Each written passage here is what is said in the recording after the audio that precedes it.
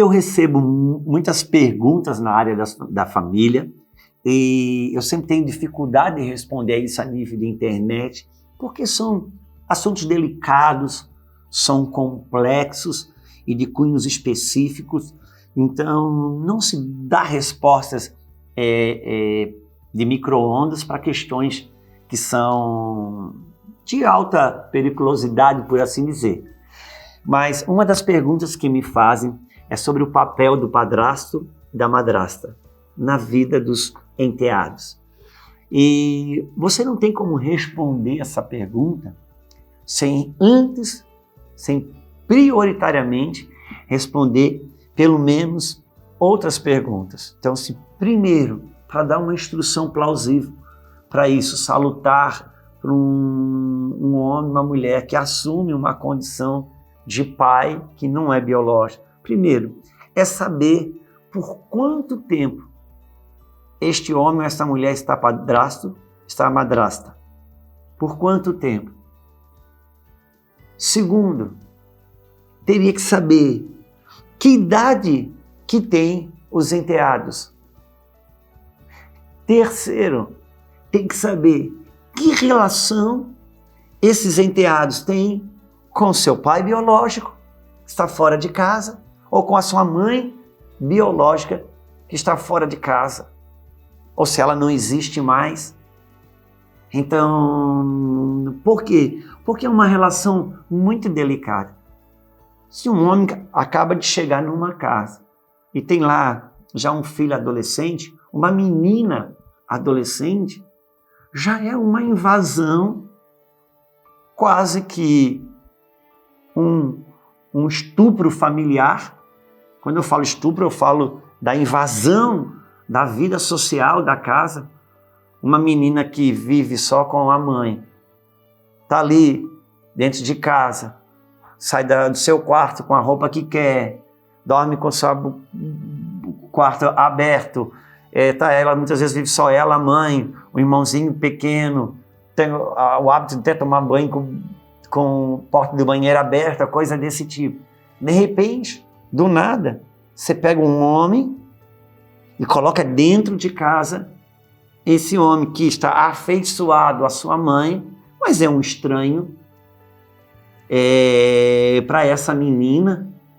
É uma relação tão delicada, vai ter que ter muita sabedoria para lidar com isso, vai ter que ter muita sabedoria para fazer esse casamento.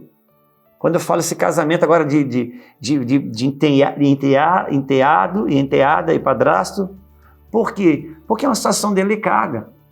Agora, às vezes a mãe me pergunta como que o seu marido, que está nessa condição, né, poderia, de padrasto, para ajudar os seus filhos, que são enteados dele. Mas às vezes o homem já está na casa 15 anos, 20 anos, chegou, as crianças tinham 3, 4 anos, 5, então já tem uma outra história. E é uma orientação totalmente diferente. Outra coisa é saber a relação que esses enteados têm com seu pai biológico, porque na maioria das vezes os filhos ficam com a mãe, né? Então quase sempre é o padrasto que está em ação nesses casos. Saber a relação que os filhos têm com o seu pai biológico, porque se tem uma relação próxima, saudável, de uma paternidade que está sendo exercida apesar de não morar em casa, apesar de não conviver debaixo do mesmo teto, mas se esse pai biológico exerce uma paternidade que dá um senso de proteção, que dá um senso de prazer relacional para os filhos, a postura desse padrasto é uma. Agora, se tem um pai off na história, a postura desse padrasto é outra. Uma outra coisa que precisa ser trabalhada, por exemplo, normalmente a mãe dos filhos, ela tem aquele senso de proteção com essas crianças. E lá no fundo, é comum que essa mãe traz dentro dela, escondido no seu inconsciente, uma espécie de culpa, de dívida para com os filhos, de não dar para os filhos o pai presente dentro da casa. Mesmo que não foi uma escolha dela, mas ela se vê culpada, muitas vezes, por ver os filhos, muitas vezes, numa situação ou outra, precisaria da figura paterna e ele não está ali, e a mãe se sente devedora. Quando chega um padrasto, o que acontece? Muitas vezes, essa mãe, ela quer que este homem ame os seus filhos como um pai, mas não pode corrigi-los como um pai. Então ela quer que esse padrasto, que o seu parceiro, seu companheiro, dê amor, dê carinho, dê atenção, mas na hora que ele aciona qualquer disposição para correção, ela vai na frente e protege.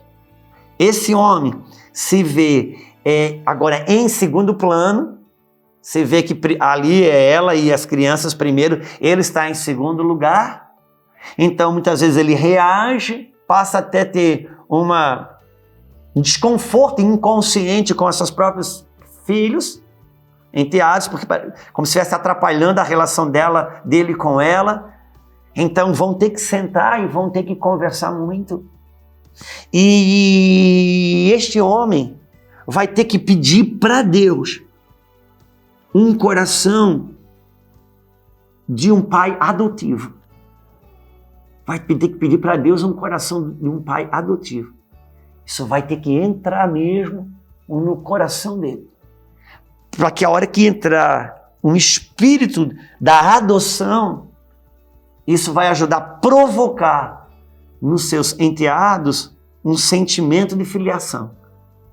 É um milagre que precisa acontecer.